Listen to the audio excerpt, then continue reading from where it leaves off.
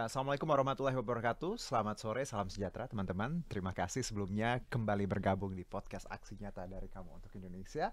Seperti biasa tiap sore kita jam 4 sore kita akan ngobrol mengenai bahasan yang banyak sekali dari berbagai perspektif dan tentunya dari berbagai lini. Kalau kita biasa bicara soal sosial, budaya, ekonomi, politik ya, kesehatan, hobi, musik, juga sampai olahraga pernah kita bahas semuanya di podcast Aksi Nyata dari Kamu untuk Indonesia. Dan tentunya semoga hari ini teman-teman yang melakukan aktivitas tetap lancar, tetap jaga kesehatan, protokol kesehatan juga terus digerakkan ya. Kalau outdoor boleh lepas masker, tapi ketika ada di ruang tertutup banyak orang mending pakai masker dulu. Walaupun tadi COVID-nya memang naik turun, tapi paling tidak kita udah jaga. Dan plus booster mungkin ya, beberapa mungkin yang masih vaksinnya baru 2 kali, kenapa tidak untuk 3 kali, karena sekarang pun ada wacana sudah dilakukan untuk tim medis yaitu booster keempat. Jadi memang nggak ada alasan untuk kita yang sudah 2 kali untuk menunda-nunda booster, karena itu juga manfaatnya untuk diri sendiri dan juga lingkungan. Jadi please make time, kalau kalian punya waktu datangi posko terdekat untuk booster. Nah, kalau bicara mengenai bahasan hari ini tentunya sesuatu yang hangat ya, sesuatu yang terjadi belakangan ini yang jadi bahasan di banyak lini media sosial dan juga banyak hal. Tapi sebelumnya aku mau ingetin juga untuk teman-teman yang ingin menyaksikan podcast ini bisa di berbagai platform, ada Instagram, ada Twitter, ada TikTok, ada Facebooknya Partai Perindo, semuanya @partai-perindo, ada juga RCTI Plus, Okezone, Sindo News, inews.id, YouTube-nya Partai Perindo, dan websitenya Partai Perindo. Jadi tinggal dipilih aja, kurang lebih 10 platform ya, jadi make sure bisa ditonton di mana aja. Nah, selain itu, seperti biasa kita akan bagi-bagi e-voucher masing-masing Rp100.000. Jadi ada beberapa e-voucher, teman-teman boleh nanti tulis 1-2 kalimat setelah nonton ini di kolom komen. Nanti kita pilih beberapa yang baik, yang bagus, akan mendapatkan e-voucher. Syaratnya gampang, tinggal follow Instagramnya Partai Perindo @partai-perindo. Nah, tema kita hari ini adalah mengenai polemik dugaan penimbunan bansos di Depok. Kok bisa? Nah, ini jadi bahasan kita. Kita tahu kalau teman-teman sering ya surfing di sosial media, ini juga kadang masuk ya di explore kita, di feed kita, gimana tentang beras yang ditimbun ya di daerah Depok somewhere gitu. Dan ini beberapa pihak, baik itu Kemensos, ada juga Bulog ya, ada pihak ekspedisinya sendiri, terus Menko PMK juga saling berkomen, punya keterangan masing-masing, tapi lagi-lagi belum ada yang mengaku bertanggung jawab seperti itu. Jadi memang masih sangat dinamis, dan yang jadi pertanyaan kita, kok beras bansos itu ditimbun, dan apakah memang seperti itu, kalau memang berasnya rusak atau mekanismenya seperti apa, atau mungkin ada dugaan-dugaan lain kenapa ini bisa terjadi. Nah, bahasan kita hari ini, gue akan coba ngobrol dengan Ketua Bidang Sosial dan Kesejahteraan Rakyat DPP Partai Perindo. Langsung aja saya sapa Bapak Efrem Yeri Tawalujan. Selamat sore Bapak. Selamat sore Bang Aku Juno. manggilnya apa nih, namanya Panggil Yeri. Yeri ya. Iya. Saya Tom, Pak. Tom dan Yeri. Tom Ya. and Oh, Jerry beda ya. ya. Oke, Pak Yeri, apa kabar, Pak? Kabar baik, Bang. Sehat ya? Sehat. Oke, Sehat. gimana akhir-akhir ini aktivitasnya, ngapain aja? Sibuknya ngapain? Aktivitasnya Aha. tuh justru sibuk ngeliatin Bang Juno di podcast. Aduh, iya memang. Saya memang tiap hari syuting, Pak. Kebetulan memang untuk memenuhi kebutuhan hidup saya. Enggak juga. Enggak, Amin. Ya, podcast memang karena kita tayang tiap hari, Pak. Jadi Iya, memang iya. harus run through ya. Iya, iya. Selain nonton podcast, ngapain, Pak? Pak Yeri, selain itu apa yang dilakukan? Masih sama Partai Perindo pastinya. Aha, Tentu, aha. karena di Partai Perindo itu Hmm. juga kan banyak kesibukannya. Mhm. Baik sebagai Ketua DPP Bidang Sosial tadi Sosial ya. dan Aha. Kesejahteraan Rakyat, Mhm. lalu di sayap Partai Perindo sebagai Ketua Umum Baik.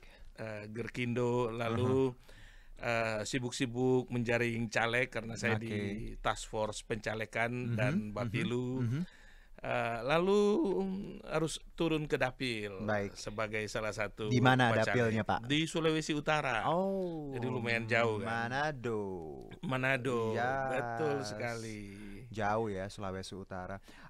Selain itu Pak, kalau di luar itu Pak Yari kan tadi sibuk ini, masih ada waktu untuk hobi atau apa, untuk santai atau apa? Masih dong. Mhm. Hobinya tuh baca buku, Oke. kuliah. Oh, hobinya sama Pak, saya juga Pak. Belajar hobinya. Belajar. Saya hobinya kalau nggak olahraga, tadi ya belajarnya bisa dari podcast, nonton, juga baca buku. Tapi di luar itu Pak, kan sibuk nih ya segala macem. Pak Yeri bagi waktunya gimana? Apakah sulit? Apa sebenarnya ya tadi tergantung, kalau libur weekend untuk hobi dan keluarga atau seperti apa? Ya tetap. Ini kan Ah, harus seimbang. Jadi ah, hobi juga tetap harus dijalanin, olahraga mhm, dijalanin. mhm. Kuncinya kan di time management, Betul sekali. pengaturan waktu saja. Oke, time management tuh penting karena Siap. aktivitas boleh banyak, tapi kita tahu ya Pak skala prioritasnya ya. Betul. Mana yang baik, mana yang harus Betul. dikerjakan dulu, mana yang bisa menunggu. Baik, Pak Yeri, kita sudah tahu kan yang akan kita bahas, yaitu soal beras ya, bansos yang di Depok yang ditimbun. Kalau dari Pak Yari sendiri, pasti bahasan ini sudah banyak sekali kita lihat di media, sosial media juga, TV. Tanggapan Pak Yari dulu secara umum seperti apa soal ini? Gini, Mhm. karena saya ini pekerja sosial Baik. sebenarnya. Aha. Sebelum bergabung di Partai Perindo, 20 tahun lebih saya di yayasan sosial. Mhm. Jadi sangat mengerti bagaimana caranya mulai dari perencanaan, pengadaan, dan eksekusi, Mhm. termasuk penyaluran bantuan Mhm. kepada masyarakat. Mhm.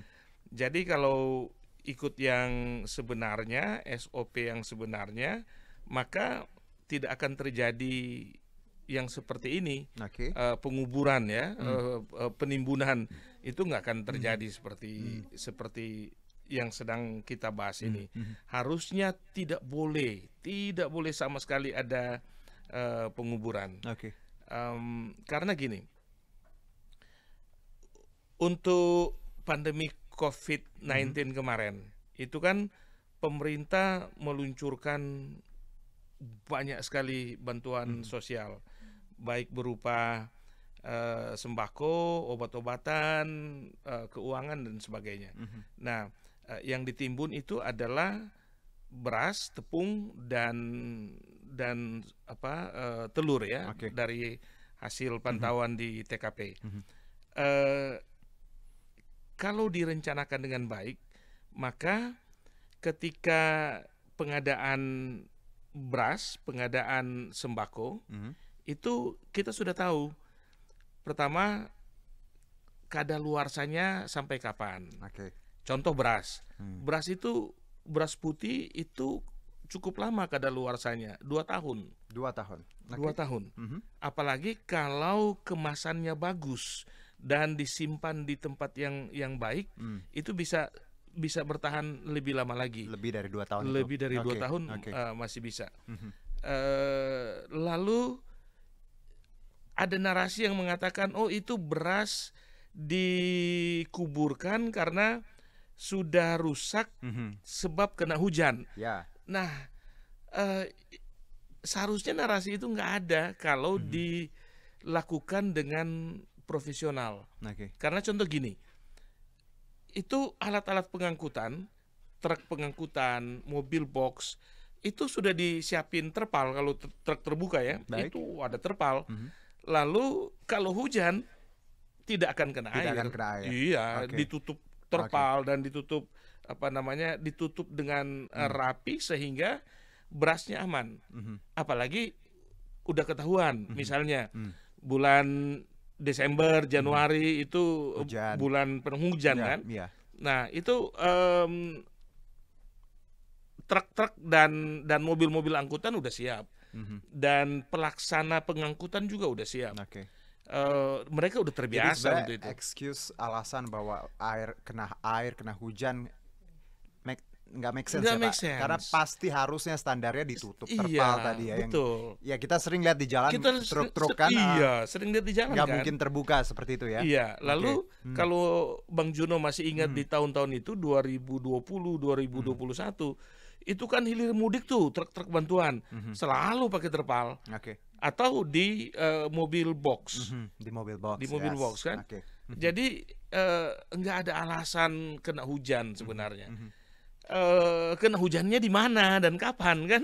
Apalagi ketika bilang ini yang ngangkut JNE yang memang ahli di bidang Ya, distribusi, ekspedisi. Iya, iya. Mereka paling ahli.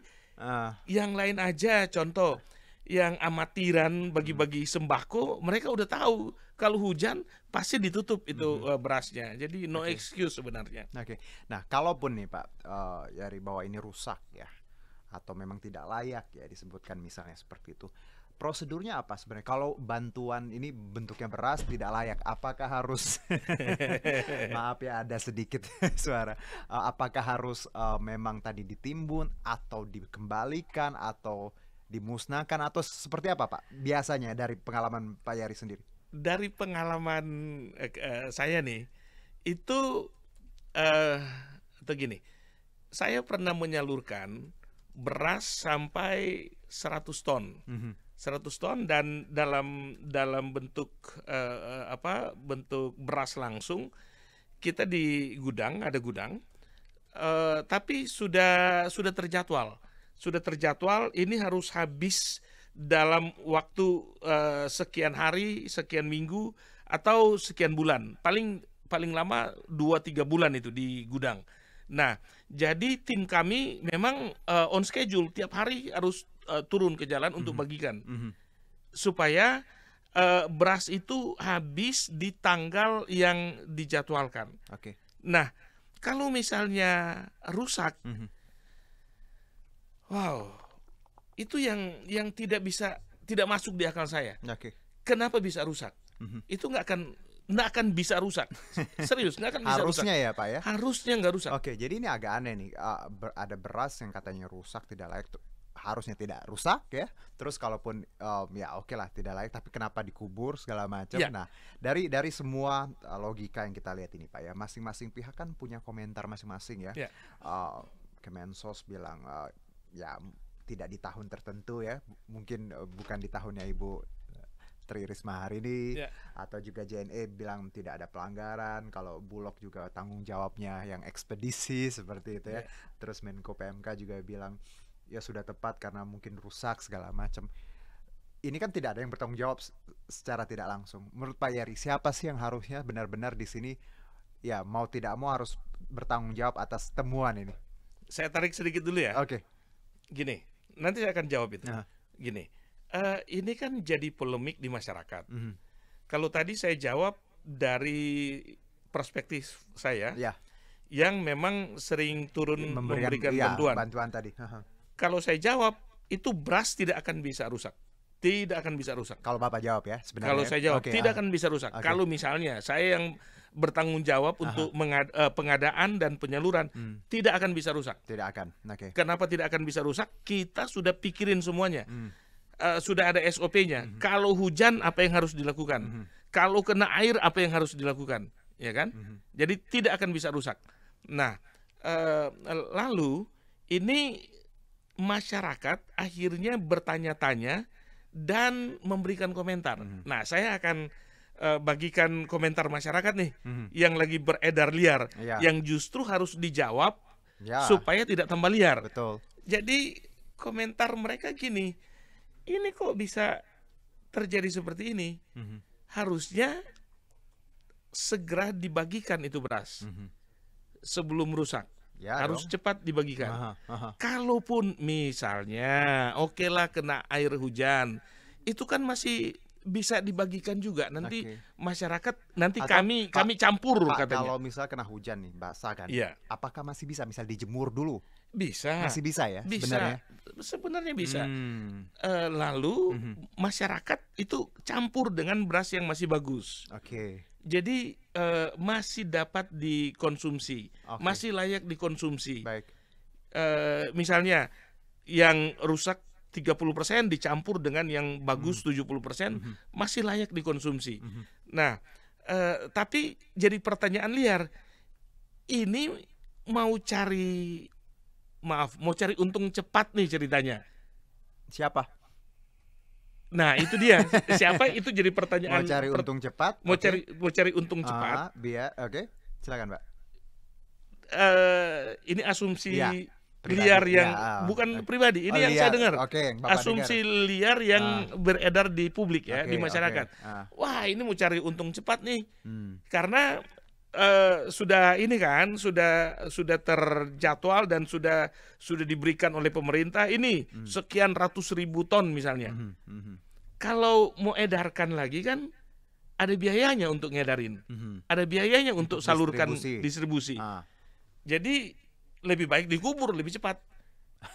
Nah, ini Ya, asumsi. asumsi liar di masyarakat loh, yang kami dengar, yang tim saya juga dengar seperti itu, saya juga dengar seperti itu. Nah, ini harus dijawab oleh siapa? Ya, oleh polisi dan oleh pemerintah yang pengadaan ini. Nah, sekarang kembali ke pertanyaan Bang Juno. Gini, bantuan pemerintah atau katakanlah bantuan sosial, bantuan presiden untuk penanganan COVID-19 kemarin.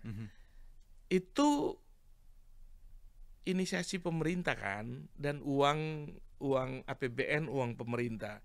Jadi layak kalau diberikan oleh pemerintah dan penanggung jawabnya adalah Kementerian Sosial. Kementerian Sosial, of course ya, harusnya sih. Kementerian ya kan, Sosial bansos, kan, ya. bansos kan, jadi Kementerian Sosial dong, sebagai kementerian yang paling kompeten di situ. Itu kan bidangnya Kementerian Sosial kan. Nah, Kementerian Sosial itu harus dari hulu ke hilir, seharusnya kan.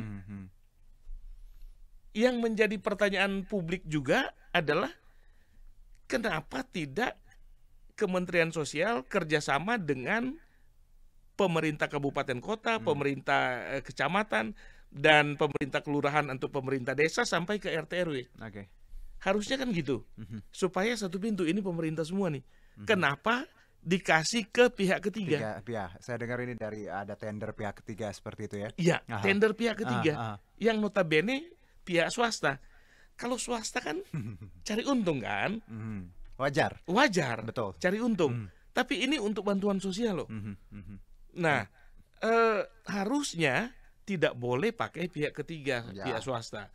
Pakailah jalur pemerintah, supaya tidak terjadi kasus-kasus seperti ini.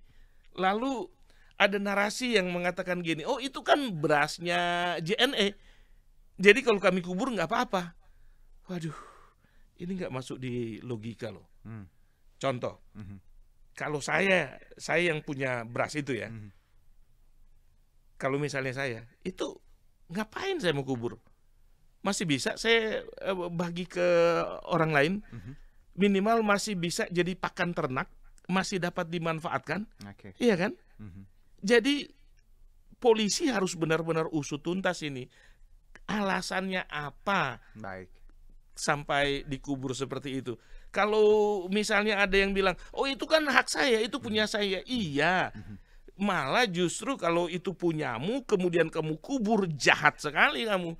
Di saat orang lain kelaparan, jadi, kamu nguburin sembako. Dengan kata lain ya, harusnya kalaupun rusak masih bisa digunakan ya. Masih bisa digunakan untuk pakan ternak dan ini juga jadi logiknya tadi, Kemensos yang mau tidak mau harus bertanggung jawab ya, karena harusnya pintunya tadi satu ya, semuanya pemerintah, bukan diberikan ke pihak ketiga yang ya jelas-jelas pihak ketiga swasta. Mereka bicara untung ya, wajar, tapi ketika ini lihat ya seperti ini sudah bergulir, saling klaim, saling tidak bisa bertanggung jawab, dan ini akhirnya ada asumsi seperti ini ya, Pak Heri, bahwa dugaan korupsi ya. Lagi-lagi kita tahu tidak hanya bicara bansos ini, sebelumnya juga banyak pelajaran ya. Even menterinya kan ketangkap. Dan ini menarik bahwa lagi-lagi ini jadi wake up call untuk kita, bahwa bansos ini memang sangat riskan ya, sangat sering dijadikan bancakan seperti itu.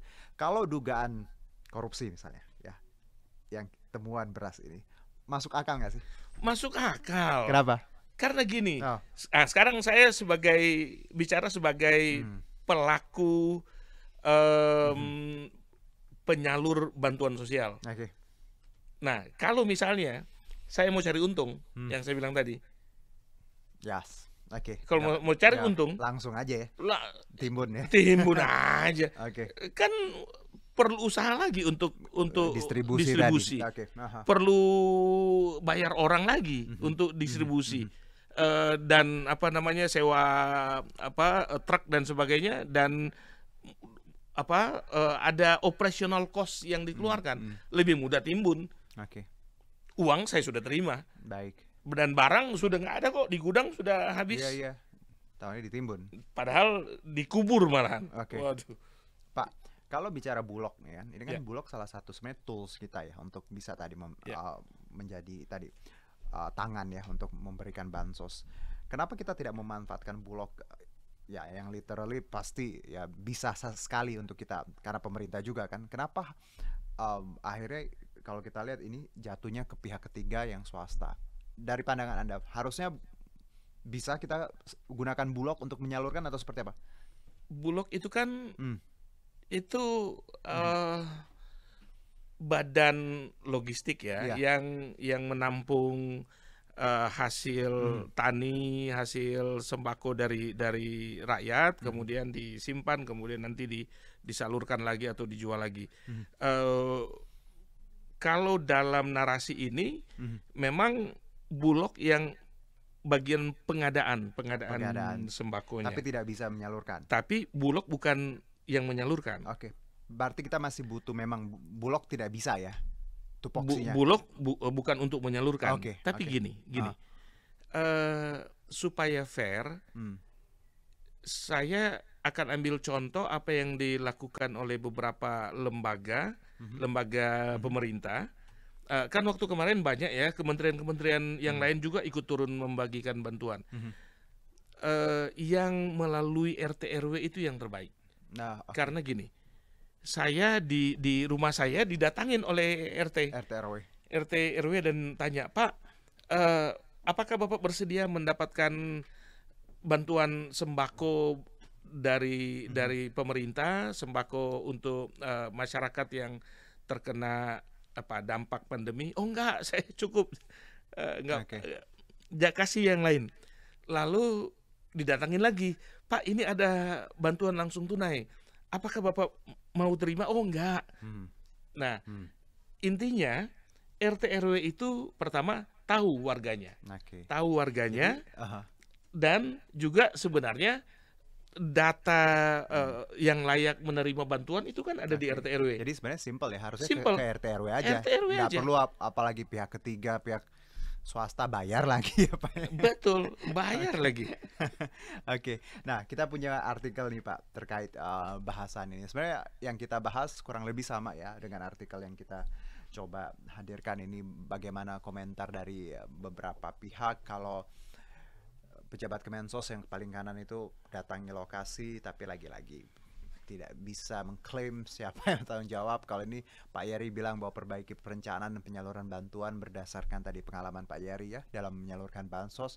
Next ini juga penjelasan Kemensos dan JNE soal sembako, sama kedua-duanya sebenarnya nggak ada jawaban yang pasti ya dari mereka, saling ya nggak salah bla bla bla. Tapi ini lagi-lagi potret bagaimana sebenarnya mekanisme bicara penyaluran bantuan. Kenapa hal ini sering berulang Pak ya? Kalau kita lihat bansos selalu jadi masalah ya. Kalau tadi Pak Yeri melihat bahwa harusnya penyalurannya ya sudah ada pemerintah satu pintu, bisa pakai RT RW, lebih jelas lagi tidak perlu tender. Itu yang kita bisa cegah ya Pak. Selain itu Pak, apakah memang kalau bicara bentuknya beras, ada juga yang uang kan ya? Tunai. Dari kacamata Pak Yeri, apakah bantuan bentuk yang mana yang lebih aman sebenarnya, yang bisa nyampe memang untuk yang membutuhkan? Dari ya kalau beras kan kita nggak tahu ya kayak gini. Apakah uang lebih efektif atau menurut Pak Yeri apa? Dua-duanya efektif sebenarnya. Dua-duanya efektif sebenarnya. Karena bantuan beras, sembako itu perlu masyarakat langsung terima. Kalau uang kadang-kadang dipakai untuk kebutuhan yang lain. Baik. Yang takutnya contoh, maaf, Mhm. si bapak yang terima dia belinya bukan beli beras, beli rokok misalnya, itu Oke. juga nggak bagus kan. Aha. Nah, jadi baik berupa uang, bantuan langsung tunai atau sembako itu dua-duanya efektif. Oke. Yang menjadi masalah adalah distribusinya, Distribusinya. penyalurannya. Mhm. Nah, saya sudah lihat sendiri itu yang disalurkan lewat RT RW jauh lebih Jauh lebih baik, efektif ya. jauh lebih efektif. Kemudian eh, ini cerita pengalaman nggak apa-apa ya? Monggo, silakan Pak. Jadi kami tuh ditawarin oleh semacam pihak ketiga itu, Pak, Pak ini loh Pak, ada sembako, Bapak mau ikut menyalurkan atau tidak Pak? Kalau Bapak ingin ikut menyalurkan boleh. Dan minta nama Pak, Oke. nama-nama penerima. Oke, kita ikutin, mau lihat sampai di mana. Diminta 2.000 nama. Oke. Setelah itu tahap pertama 200 yang dikeluarin dan kami bagikan 200 nama. 200 nama Oke. dan 200 Paket ya? paket. Jadi masih ada 1.800 Yes, dong. benar. Karena tadi 2000 kan? 2.000 Aha, kan. aha. Nah, ketika pergi lagi sudah enggak, Pak. Nah, dan kejadian seperti itu ternyata banyak di lapangan. Aduh. Ini orang-orang yang seperti ini kadang mungkin Tuhan pun nggak takut ya Pak. Mereka pun nggak takut Tuhan ya. Iya, Pak. Jadi karena kita kan bicara uang, ya tadi uang bansos Iya, ya, Pak. untuk orang-orang yang membutuhkan, malah dikorupsi mental-mental kayak gini nih Pak, Mental harus seperti dirubah ini. ya. Iya. Karena saya rasa orang kalau bersyukur, merasa cukup, aduh jangankan mengambil hak orang ya Pak ya, kalau bisa kita ngasih ya. Kita ngasih. Dan ini jadi pelajaran untuk banyak pihak pemerintah khususnya ya, Kemensos ya, mau tidak mau siapapun itu klaimnya tetap Kemensos tanggung jawabnya. JNE juga harus tanggung jawab juga karena ada Harus nama tanggung jawab, di bawah di sini. Dan yang menarik Pak ya, satu nih, saya baru baca juga bahwa di Depok ini ternyata nggak hanya beras Pak, ada temuan ya. Kalau di sini ada tepung juga, ada bau busuk, telur. Jadi Telur. possible. Jadi tidak hanya beras. Ya. Ada tepung, telur juga ditimbun di sini. Ya. Tanggapan Pak Yaris singkat saja. Tanggapannya adalah usut sampai tuntas Oke. dan tangkap pelakunya. Itu aja. Iya sih. Harus. Harus. Karena ini bantuan sosial untuk rakyat yang membutuhkan, ini uang negara juga. Iya. Ya. Tapi lagi-lagi ini tugas kita Pak, bahwa ini terjadi, tapi kita anak bangsa yang punya visi dan misi yang tadi untuk bangsa yang lebih baik, Indonesia yang sejahtera. Ini pelajaran bahwa mental-mental kayak gini harus kita musnahkan Pak ya. Betul. Betul. Dan ini tugas kita sebagai agen perubahan ya, Partai Perindo juga kader, siapapun yang nonton, bahwa nggak cuma miliknya Partai Perindo, tapi value yang kita punya bahwa kita harus jadi agen perubahan solutif ya Pak ya, bertanggung jawab, bersih, berintegritas, itu harus. Nah, itu yang dilakukan Partai Perindo tuh. Partai Perindo itu dalam masa pandemi COVID-19 itu, dari kami sendiri itu sudah menyalurkan sekitar 200 ton beras. 200 ton beras, tidak terhitung lagi mie instan dan minyak goreng sebelum minyak goreng naik. Itu sudah nggak terhitung ya Pak? Terhitung. Itu dari Perindo ya, bukan dari yang lain. Dari Perindo loh ya. Nah, jadi ketika dengar berita ini, aduh miris Pak. Benar. Karena di Partai Perindo ketika kami rencanakan dan salurkan, cepat Pak, langsung ke masyarakat. Gitu. Harusnya negara lebih advance lagi dari kita ya betul, Pak. Betul. Jangan, masa kita yang lebih baik dalam menyalurkan bantuan gitu ya. Karena negara harus hadir dan pejabat juga harus hadir nih, karena tanggung jawabnya luar biasa. Ketika bicara bantuan sosial, namanya juga bantuan, ada sosialnya lagi. Kalau sampai diapa-apain, ya ampun. Geram ya Pak ya. Pak Yari, terima kasih loh. Sama-sama Pak Juna. Bincang-bincang singkatnya, semoga kedepannya ini ada kabar baik ya terkait ini. Gimana pun harus ada yang bertanggung jawab biar juga tidak terjadi lagi hal-hal serupa. Dan kalau bicara sosial, bantuan sosial, harusnya orang-orang nih sangat takut lah, at least ya, dengan yang namanya Tuhan ya, dan Iya, ngerasa bahwa ya hak orang diambil tuh kayak oh iya, God. Saya pun selalu ngingetin diri saya iya, Pak ketika saya ngelakuin apapun bahwa if it is not mine, nah aku nggak berani. iya, Ya, karena aku takut nanti kalau aku berani bandel Tuhan ambil sesuatu yang lebih gede lagi dan itu lebih iya, nggak enak. iya, Kadang ya Pak betul, Yari ya. Pak betul. Yari terima kasih. Sama-sama, Pak Sehat-sehat Jero. ya. Tetap kerjakan semua yang tadi kerja sosialnya. Semoga makin banyak warga rakyat yang terbantu ya Pak ya. Baik.